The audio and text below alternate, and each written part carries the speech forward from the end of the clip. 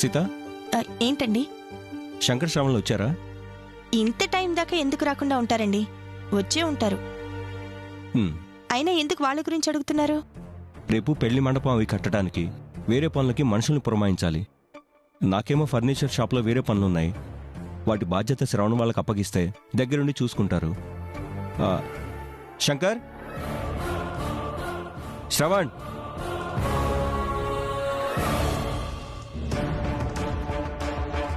శంకర్, శ్రవణ్. అయ్యో, అరే చేతులు కడిగేస్తున్నారు.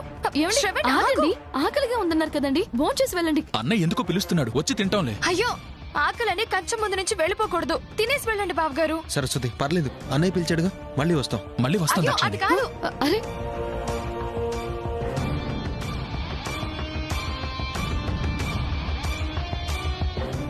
ఏంటి సరస్వతి, వీళ్ళు అన్నయ్యకి తమ్ముళ్ళా లేక ఈ ఇంటికి బానిసలా? ఎంత అన్నయ్య పిలిస్తే మాత్రం తిండి కూడా మానేసి మరి వెళ్ళాలా? ఎంతసేపు అన్న మంత్రం జపమే తప్ప వీళ్ళ గురించి వీళ్ళు పట్టించుకోవడమే మానేశారు దాక్షాయిని.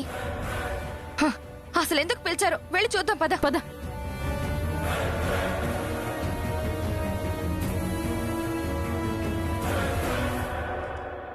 అన్నయ్య, ఏంటన్నయ్య పిలిచావు? అదేరా, రేపు కళ్యాణ మండపం కట్టడానికి, పందిళ్లు వేయటానికి మనుషులు వస్తున్నారు. ఇంకా చాలా పనులు ఉన్నాయి కదా. అందరం తలా ఒక పని పంచుకుని చేసుకుందాంరా. లేదంటే ఎక్కడ పనులు అక్కడ ఆగిపోతాయి. అందుకే ఆ పనులు అప్పగిద్దామని పిలిచాను. పందిళ్ళకి మండపానికి వేరే మనుషులేం వద్దన్నయ్యా, మేమిద్దరం ఉన్నాం కదా, అవి మేము చేసేస్తాం. ఆ పనులు మీ వల్ల ఏమవుతాయి శంకర్? భలే దాని వదిన, బ్రహ్మాండంగా మేం చేస్తాం తెలుసా. సరే అయితే వాళ్ళకి రావద్దని చెప్తాను. ఇంకా వాటితో పాటు బాగుంది, చాలా బాగుంది.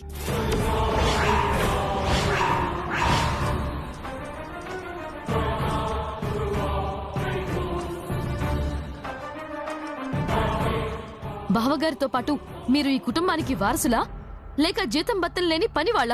దాక్షాయిని,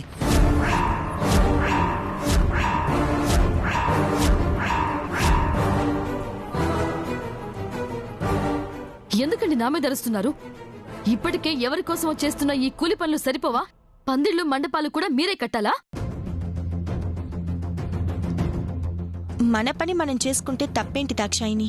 తప్పేం లేదక్కా, కానీ వీళ్ళెప్పుడు ఇంటికొచ్చారు? అసలు కనీసం తిన్నారో లేదో కూడా అడగరా?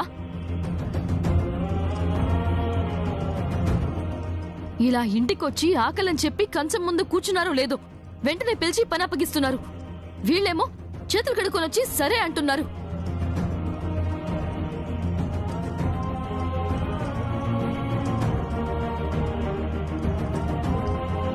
అరే, మా మనసు ఎంత చివుకుమంటుందో ఆలోచించారా మీరు? నిజంగా నేను అంత దూరం ఆలోచించలేదు దాక్షాయిని. టైం 11:30 దాడుతోంది. రోజు వచ్చినట్టుగా ఈరోజు కూడా వచ్చి ఉంటారు అనుకున్నాను.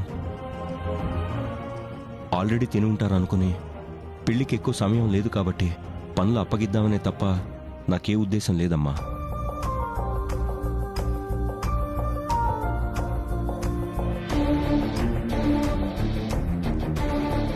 పెద్దవాడిగా వాళ్ళు నాకిస్తున్న గౌరవమే తప్ప నేను ఏనాడు వాళ్ళ పనివాళ్లుగా చూడలేదు. నా కంఠంలో ప్రాణం ఉన్నంత వరకు చూడను కూడా. ఏమో బావగారు, మీరొక పక్క వాత పెడతారు, మరో పక్క వెన్నపూస రాస్తారు.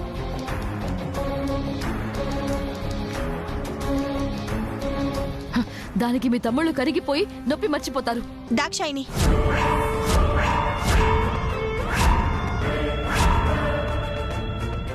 పెద్దంతరం చిన్నంతరం లేకుండా మీ బావగారితో అలాగేనా మాట్లాడేది?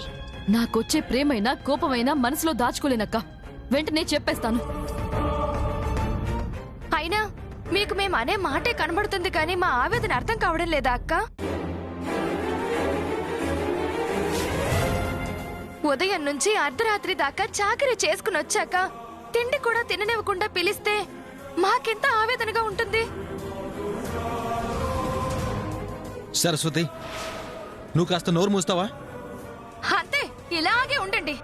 మీ అన్నయ్య కోసం మీరు కడుపులు కూడా మార్చుకోండి, మా నోళ్లు మూయించేసేయండి.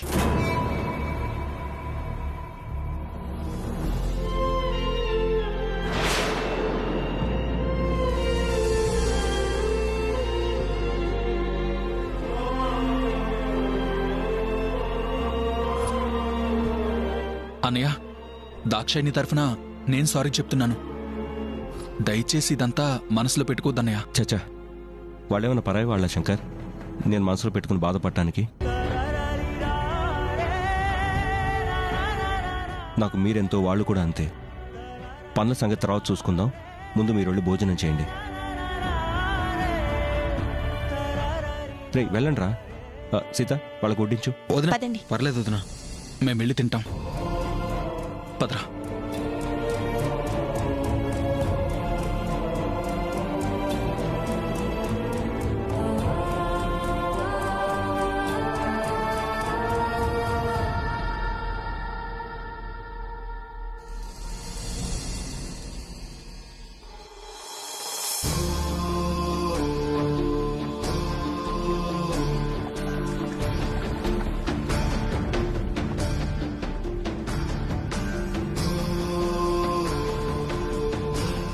నీకు 7 లక్షల అప్పు ఉంది. అది తీర్చకపోతే వాళ్ళు పెళ్లి జరగనివ్వరు.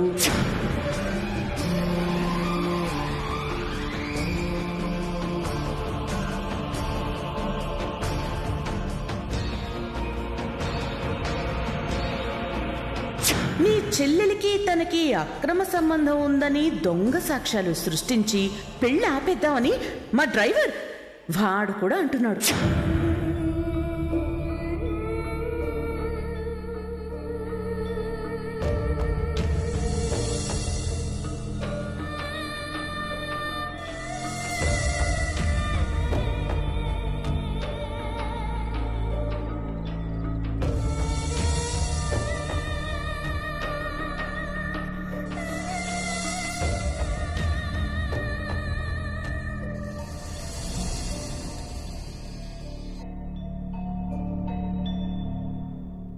ఏం సిల్లే, ప్రేమించినంతో లగ్గమనేసరికి నిద్రొస్తలే?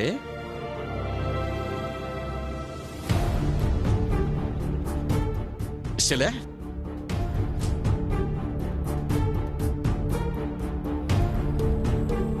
ఏడుస్తున్నవేం సిల్లే? ఎందుకో గుబులైతుందన్నా, ఇల్లగ్గమొద్దన్నా. ఈ ఇంట్లో వాళ్ళకి ఎరుక కాకుండా మనం ఎటన్నా పోదామన్నా.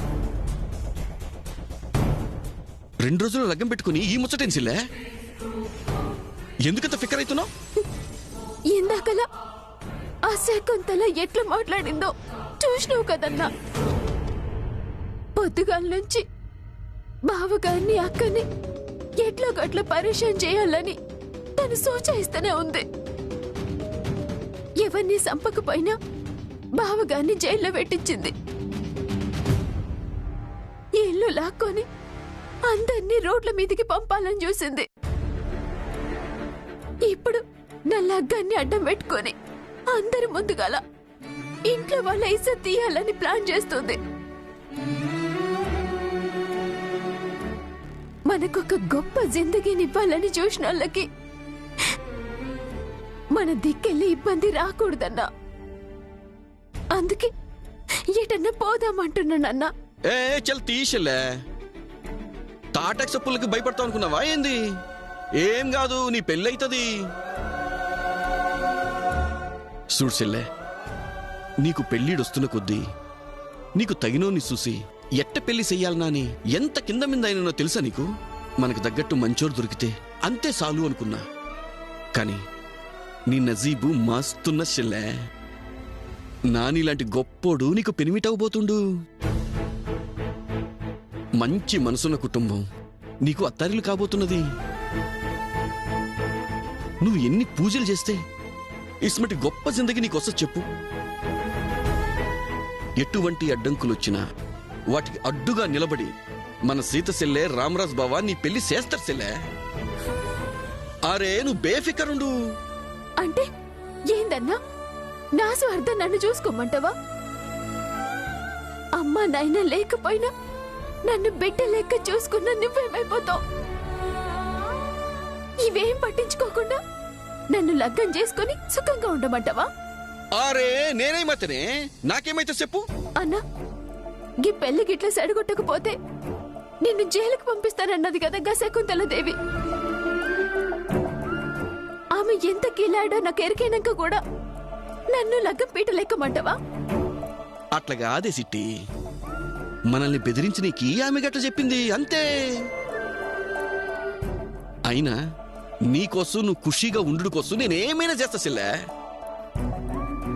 ఇప్పుడు నువ్వు సోంచాయించాల్సింది ఆ శకుంతలాదేవి దిక్కెళ్ళి కాదు, నాని బావ దిక్కెళ్ళి. అది కాదన్నా. అరే ఏం గా సిట్టి, నేనున్నా కదా, నువ్వు పోయి పడుకోబో, ఇవన్నీ నేను చూసుకుంటా కదా. నా బంగారు చెల్లె పోమ్మా, పడుకోబో. అరే నేనున్నా కదా, నువ్వు బేఫికరుండు, హ్యాపీగా నిద్రపో.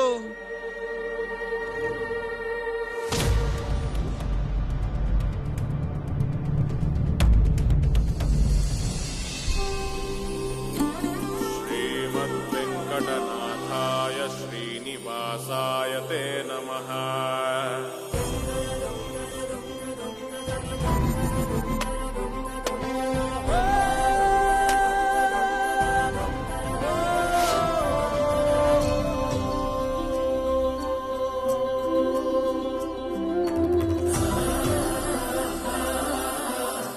చిట్టి నానిల పెళ్లి నిర్విఘ్నంగా జరిగేలా చూడు స్వామి.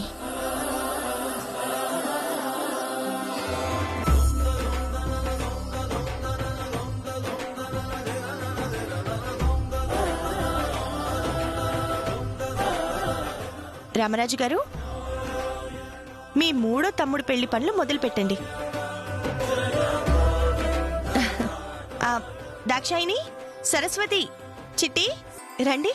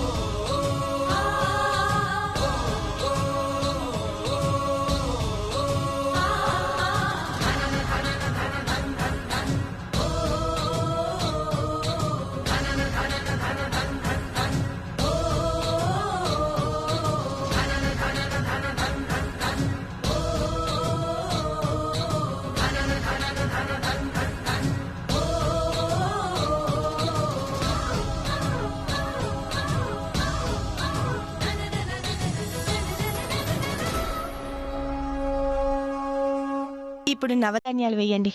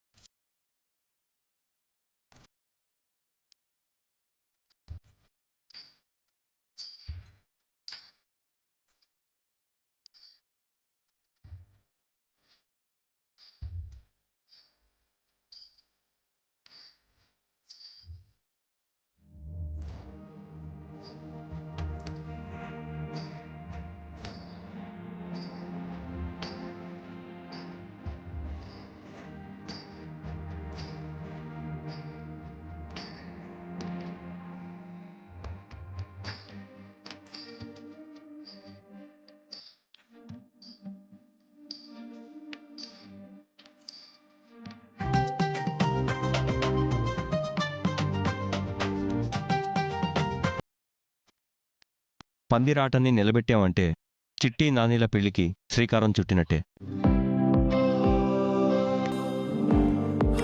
అవునమ్మగారు, పెళ్లి పనులకు ముందు దీన్ని ఎందుకు పాతి పెడతారండి?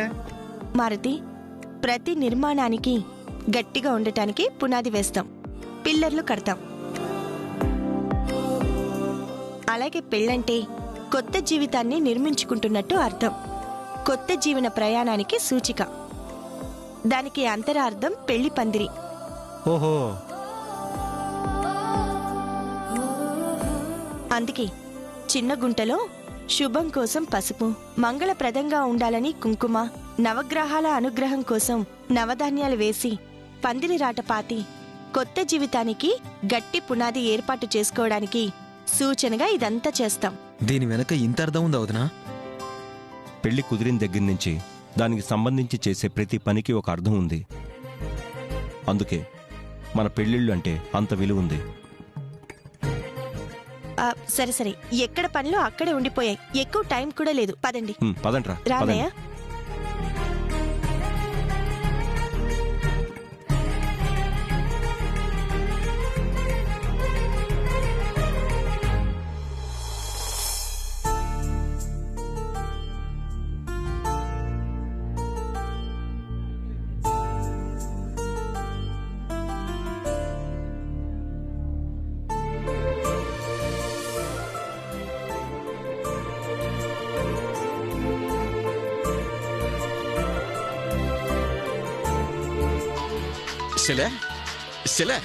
ఏంటన్నయ్యా? ఇందాక సంది ఈ ఫోను తెగ మొత్తుకుంటున్న సిలే. ఆ పని హడావిల్లో పడి మర్చిపోయానన్నయ్య. ఇలా ఇవ్వు. ఎవరు చూడు. హలో హలో అమ్మగారు, నేను మాధవరావు గారి ఇంట్లో పని మనిషిని మాట్లాడుతున్నాను. మీతో అయ్యగారు మాట్లాడతారంటమ్మా. ఇవ్వండి. అయ్యగారు ఇదిగోండి అయ్యా. అన్నయ్య, మాధవరావు గారు మాట్లాడతారంటన్నయ్య. మాట్లాడుతుండంటే పడిపోయిన మాట వచ్చిందన్నమాట. మంచి ముచ్చట చెప్పిన శిలే. మాట్లాడు మాట్లాడు. హలో అమ్మా సీత, నమస్కారం అండి. ఇప్పుడు మీ ఆరోగ్యం ఎలా ఉంది? కొంచెం కుదురుకున్నట్టేనా? పర్వాలేదమ్మా, అందుకే నీకు ఫోన్ చేశాను. నీకో నిజం చెప్తానని మాటిచ్చాను. నా అనారోగ్య సమస్య వల్ల సమయానికి దాన్ని నిలబెట్టుకోలేకపోయానమ్మా. ఆ రోజు నువ్వు ఇంటికొచ్చినప్పుడు కూడా నీకు సమాధానం చెప్పలేకపోయానమ్మా. నేను చెప్పే విషయం నీకెంత ముఖ్యమో నీ ముఖంలో కనిపించిన ఆందోళన ద్వారా నేను గ్రహించగలిగానమ్మా. పర్వాలేదండి. అనుకోకుండా వచ్చిన ఆరోగ్య సమస్యకి మీరు మాత్రం ఏం చేస్తారు? ఇప్పుడు మీరు కోలుకున్నారు, మాకదే సంతోషం. అమ్మా, శకుంతల బిడ్డకి సంబంధించిన వివరాలు నీకు చెప్తానని చెప్పాను కదమ్మా. ఇప్పుడు కనుక నువ్వు రాగలిగితే నాకు తెలిసింది దాచకుండా మొత్తం నీకు చెప్తానమ్మా.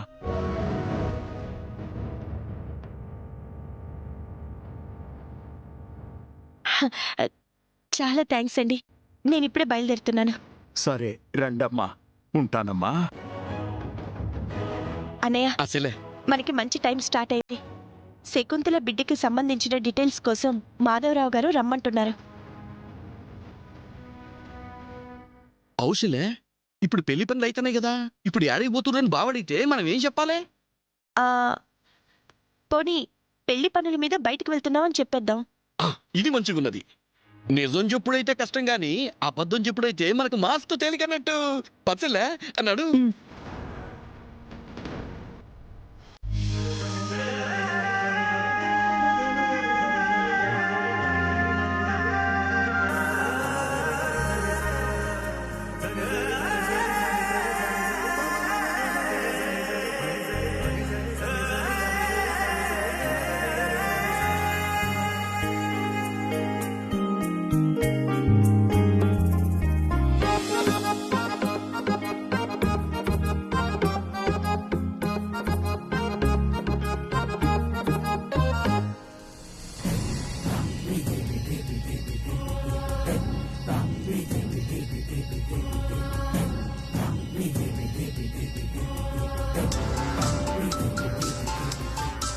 సరస్వతి, కుడుతూ ఉండు, ఫోన్ మాట్లాడి వస్తాను.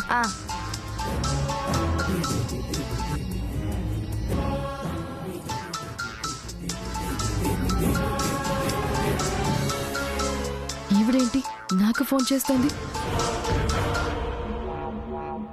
చెప్పండి శకుంతలాదేవి గారు. పర్లేదే, నా అవసరం ఎప్పుడైనా రావచ్చు అని నెంబర్ సేవ్ చేసి పెట్టుకున్నావన్నమాట. మీరు అనవసరంగా ఎప్పుడు పడితే అప్పుడు ఫోన్ చేస్తూ ఉంటారని ఫీడ్ చేసి ఉంచుకున్నాను. ఇంట్లో ప్రతి ఒక్కరికి మాటకి మాట సమాధానం చెప్పే అలవాటు భలే ఉందే. మీరు నాకు ఏం చెప్పాలని ఫోన్ చేశారో ముందది చెప్పండి. నేను చెప్పే విషయం నీకు తెలిసిన విషయమే.